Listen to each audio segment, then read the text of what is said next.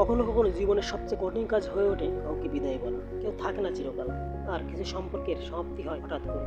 বিদায় মানে সবকিছু শেষ এমন না, বিদায় মানে অনেক সময় নতুন করে শুরু করা। শেষবারের মতো কাউকে বিদায় দিয়ে আমরা বুঝতে পারি জীবন স্থায়ী নয়। তাই যারা আমাদের জীবনে আছে তাদের কৃতজ্ঞতায় ভরিয়ে দিতে হয় বাকিটা জীবন। বিদায় শেখায় নিজেকে আর শক্ত করে গড়ে তোলা। কেউ চলে গেলে শূন্যতা তৈরি হয় ঠিকই, কিন্তু সেই শূন্যতা পূরণ করার ক্ষমতা আমাদের ভিতরেই আছে। আমরা তখন নতুনভাবে জীবনকে উপলব্ধি করি, ছোট ছোট মুহূর্তে গুরুত্ব বুঝি ও প্রতিজ্ঞা করি এই বিদায় যেন আমাদের থামিয়ে না, বরং এগিয়ে নিয়ে যেতে উৎসাহ দেয়। জীবনটা না অনেকটা নদীর মতো প্রবাহমান।